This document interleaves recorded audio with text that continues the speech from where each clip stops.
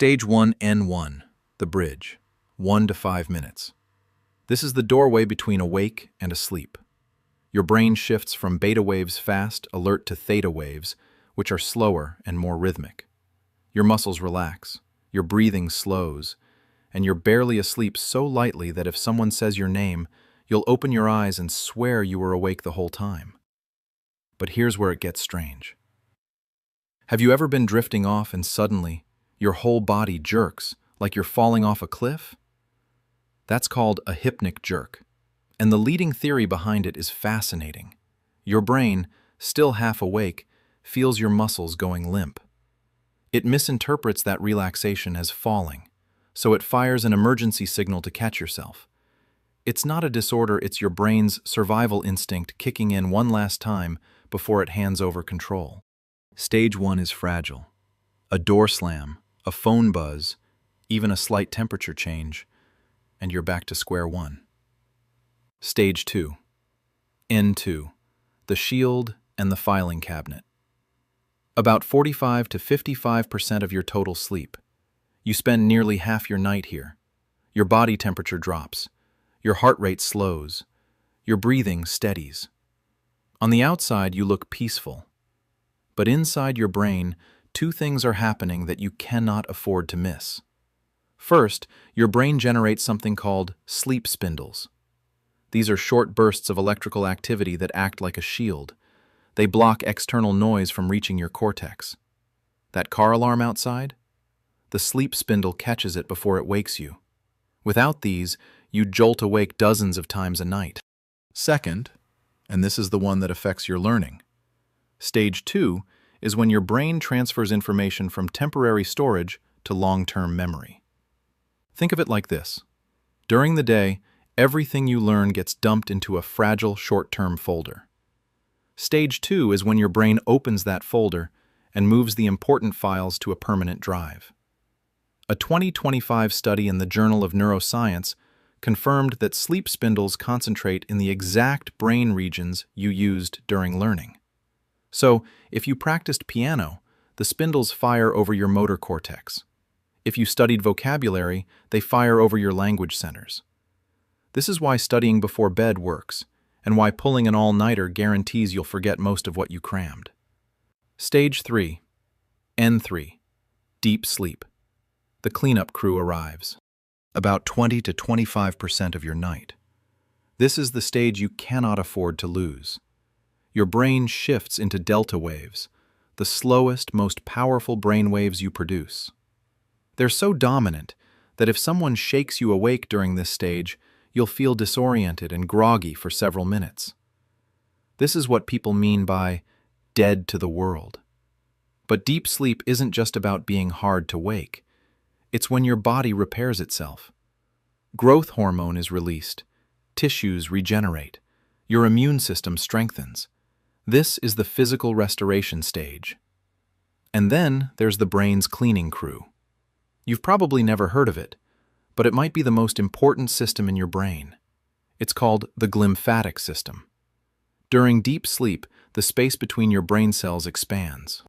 Cerebrospinal fluid flows through these widened channels and physically washes away toxic waste that builds up during the day, including amyloid beta and tau proteins, the exact compounds linked to Alzheimer's disease. For years, scientists had only seen this in mice. But in October 2024, researchers at Oregon Health and Science University did something nobody had done before. They injected a tracer into the brains of neurosurgery patients and watched it flow, in real time, through distinct channels along the blood vessels. For the first time in history, they confirmed the glymphatic system exists in living humans. The lead researcher put it bluntly, nobody has shown it before now. Here's the catch. Deep sleep is concentrated in the first half of the night. If you go to bed at 1 a.m. and wake at 9, it's not the same as sleeping from 10 to 6, even though both are 8 hours. Those early hours are not interchangeable. Every hour you delay sleep, you lose deep sleep you can never get back that night. Stage 4 REM, the theater of the mind. About 20 to 25%. REM stands for rapid eye movement. And if you've ever watched someone sleep and seen their eyes darting back and forth beneath their eyelids, you were watching REM. Your brain during REM is almost identical to your brain when you're awake. This is when your most vivid, narrative-driven dreams happen, the ones with plots, characters, and emotions. But here's the bizarre part. Your body is completely paralyzed. Every voluntary muscle is disconnected from your brain. And this is actually a safety feature. It prevents you from physically acting out your dreams. Without this paralysis, you'd literally get up and run when you dream about being chased. REM is the emotional repair stage. Your brain processes intense feelings from the day, stripping away the emotional charge from painful memories while consolidating the useful ones. It's also where creativity happens. REM connects unrelated ideas in ways your waking brain never would. That's why people say sleep on it when you're stuck on a problem, because REM literally recombines your thoughts into new solutions. The first REM cycle arrives about 90 minutes after you fall asleep and lasts about 10 minutes. Each cycle after that gets longer. By morning, your final REM period can last an entire hour. This is why being jolted awake by an alarm mid-REM can leave you feeling emotionally off all day. You interrupted the repair work. The silent sleep killer you might be using every night. Alcohol is often used as a sleep aid, and it works in the worst possible way. It sedates you. You fall asleep faster. But once you're asleep, alcohol suppresses both deep sleep and REM sleep, the two most important stages. It traps you in the lighter stages all night. The result? You sleep 8 hours with alcohol in your system and wake up feeling like you slept 5. Your brain never cleaned itself. Your memories never consolidated. Your emotions never processed. And many prescription sleep medications have a similar effect.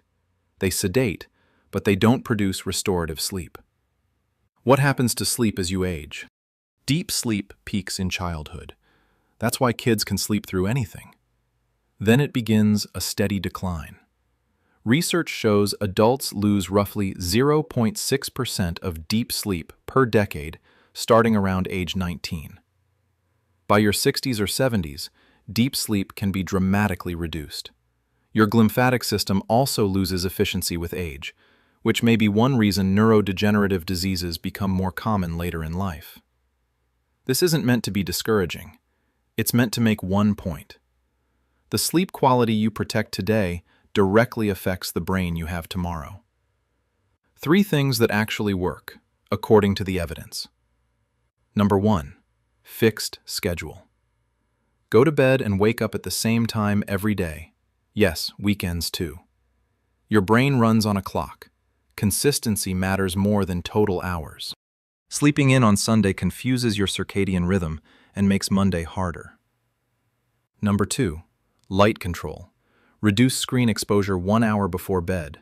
Blue light suppresses melatonin, the chemical signal that tells your brain it's time to sleep. Your brain interprets blue light as still daytime. If you must use screens, at minimum reduce brightness and use night mode. Number 3, cycle counting. Think in 90-minute blocks. 4.5 cycles is about 6 hours and 45 minutes. 5 cycles is about 7 hours and 30 minutes. Waking at the end of a cycle, when you're in lighter sleep, feels dramatically better than being ripped out of deep sleep mid-cycle. If you have to use an alarm, aim to wake up at the end of a cycle, not the middle of one. You spend roughly a third of your life asleep. Not because your body is lazy, because every single night, your brain runs a maintenance protocol that no amount of conscious effort can replace. Understand the stages, protect the deep sleep, and let your brain do what it was designed to do. If this breakdown helped you understand what's happening behind your closed eyes, subscribe for more science-backed explanations of how your body really works.